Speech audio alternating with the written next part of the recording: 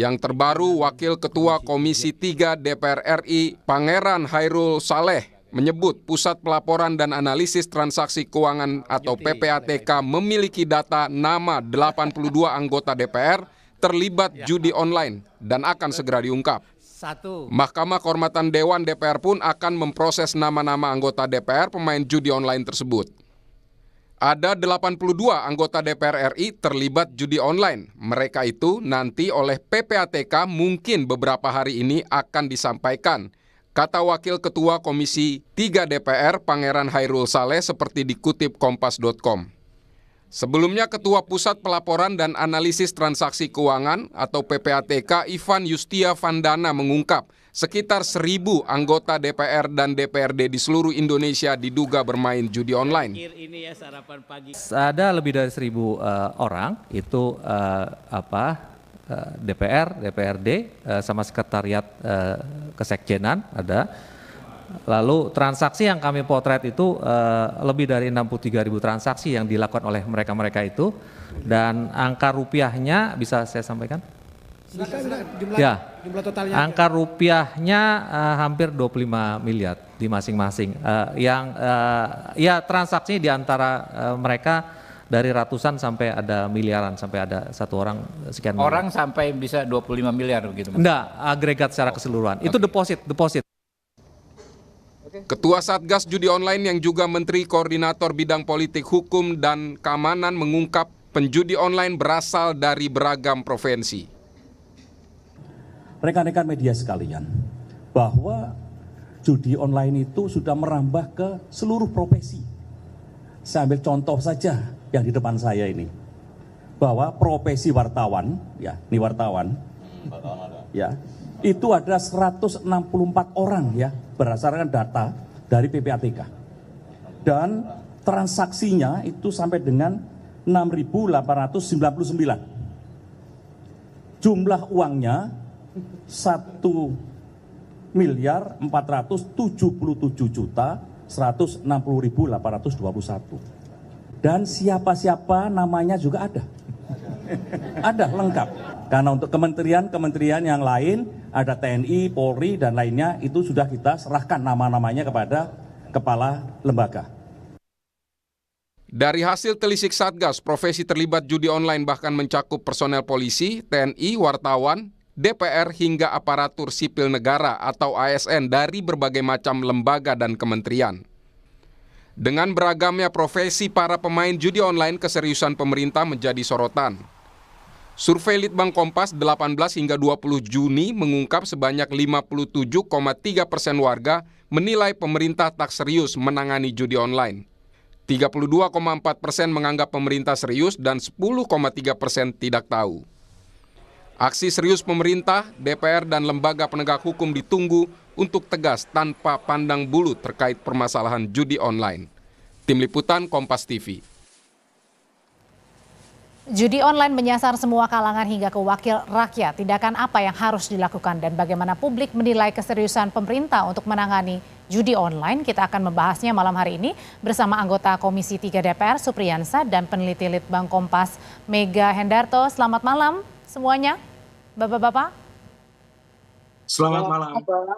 Ya, sebelum saya ke Mas Mega, saya mau ke Pak Supriyansa dulu. Pak Supriyansa, jadi ini kan Komisi 3 sudah terima ya nama-nama anggota DPR 82 totalnya yang diduga terlibat judi online. Ini akan diungkap ke publik atau langsung ditindak di internal? Jadi penyampaiannya dari pimpinan yang berkomunikasi dengan PPATK, karena pada saat rapat kita kemarin itu memang Pak Ivan menyampaikan kepada kita bahwa akan menyerahkan data-data siapa-siapa nama yang ada di DPR RI tentunya yang biasa terlibat dalam permainan judi online.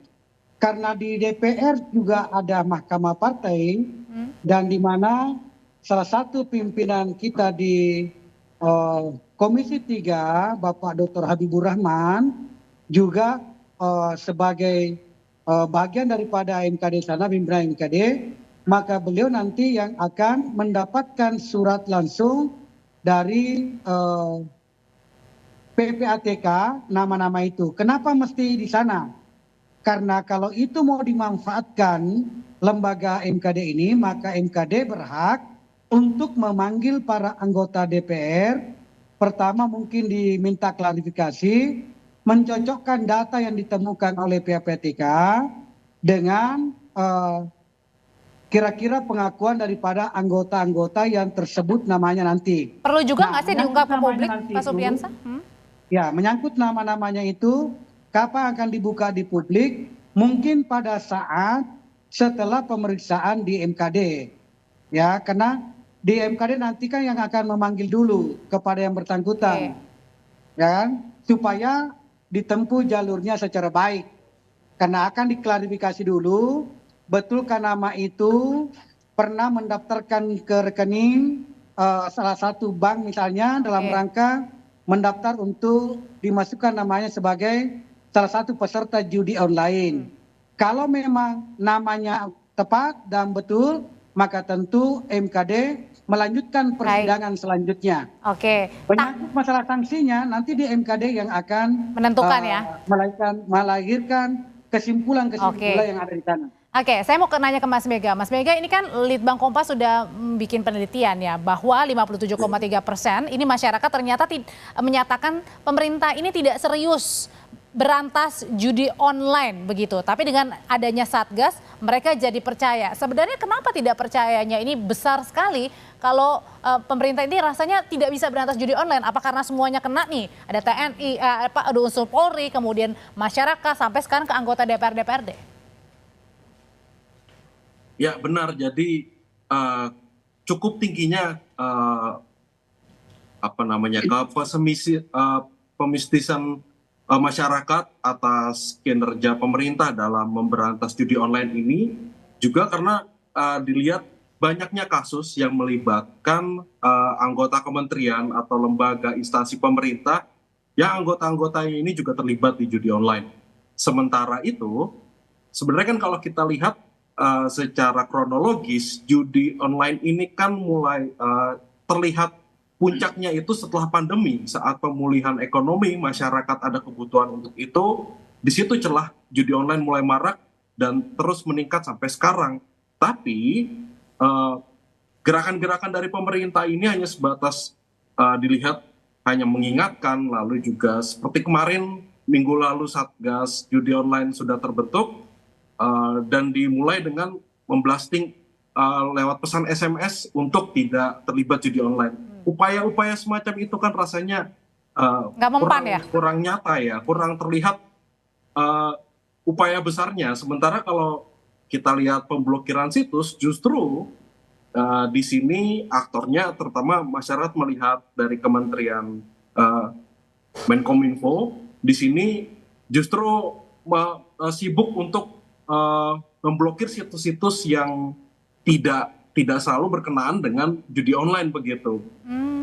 Situs-situs ini kan terus merajalela sampai sekarang pun dengan mudah para aktornya ini menyebarkannya lewat sosial media. Nah, di sini masyarakat juga menjadi keprihatinan tersendiri dan melihat kurang adanya keseriusan bagi pemerintah untuk mengatasi ini. Pak Supriyansa, kalau tadi dibilang kan masyarakat setelah COVID begitu ya banyak itu menggunakan judi, khususnya adalah judi online begitu. Nah, kalau dari anggota DPR, ada 82 anggota DPR yang setidaknya saat ini judi online diduganya. Kenapa ini bisa menyasarnya ke anggota DPR? Ya, kita tidak tahu secara persisnya kapan dia mendaftarkan diri. Karena ini kan barang lama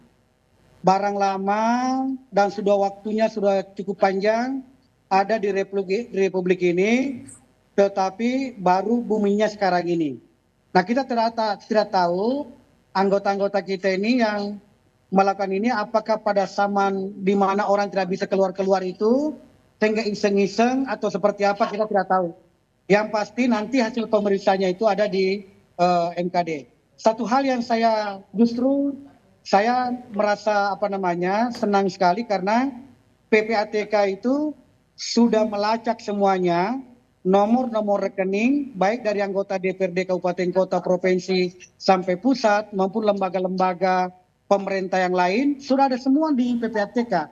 Ini adalah sebuah kemajuan dan patut diapresiasi PPATK ini. Tinggal PPATK bekerja sama dengan aparat penegak hukum. Tapi jangan mentok hanya sampai di pemberian nama-nama aja ya Pak, harusnya ada tindakan yang tegas nih. Pak Supri. Pak Supri?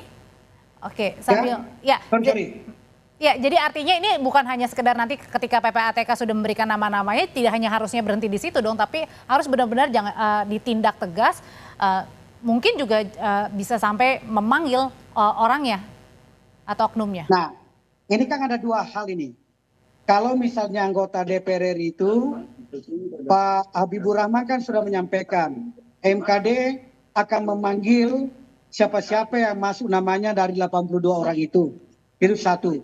Nah, adapun sebenarnya kalau kita menggunakan hukum positif kita, itu kan diatur Mbak, di dalam pasal 27 ayat 2 Undang-Undang nomor 1 tahun 2024. Yang tadi ubah itu tentang Undang-Undang ITE yang menggunakan judi online. Itu bisa dilihat di situ. Oke. Jelas, ya kan? Bahkan diatur malah ancaman hukumannya di situ Mbak, bahwa siapa yang melakukan judi online itu, maka bisa dihukum 10 tahun, ya paling lama 10 tahun dengan denda 10 miliar. Kan begitu modelnya. Tetapi kita kan nanti bisa melihat apakah aparat penegak hukum kita, kepolisian atau MKD kalau di DPR melakukan pendekatan, melakukan pemanggilan, pemeriksaan itu kepada mereka. Tetapi saya mau sampaikan begini Mbak, kalau kita memang mau serius bahwa perjudian online ini harus dihabisi, maka tutup aja itu situsnya. Nah, Menteri Kominfo tutup itu situsnya. Iya, tidak ada lagi yang main. Sambil memproses semua ini. Sambil memproses ya. Oke, kalau gitu pertanyaan untuk Mas Mega singkat aja. Mas Mega, kalau gitu sebenarnya publik inginnya apa begitu? Tindakannya seperti apa? Karena kan juga penegak hukumnya ini juga terlibat gitu. Nggak tahu nih prosesnya gimana nantinya untuk penanganan ini. Singkat aja. Iya, ini juga kami tangkap dari publik ya, bahwa lebih dari setengah 65% itu mengatakan bahwa sebaiknya yang pertama dilakukan adalah blokir situs dan aplikasi judinya, karena sampai saat ini pun buktinya saya masih bisa nih mengakses salah satu website yang dari link yang disebarkan oleh aktornya di media sosial begitu. Lalu yang kedua itu sepertiganya mengatakan butuh mempertegas penegakan aturan judi online, karena terutama pidana bagi pemainnya. Karena ini kan juga akhirnya bertentangan dengan wacana memberikan bansos kepada para pelaku judi online. Nah ini kan selama ini para pelaku itu tidak pernah ada kabar kalau yang kedapatan terkena judi online ini. Maka misalnya kalau dalam menanggapi kasus yang terjadi di lingkup instansi, maka perlu diadakannya evaluasi internal maupun juga ini juga dipublikasikan ke masyarakat. Semoga rekomendasinya ini didengar ya untuk pemutusan situs judi online ini harus diblokir. Terima kasih Mas Mega, terima kasih Pak Supriyansa. Selamat malam.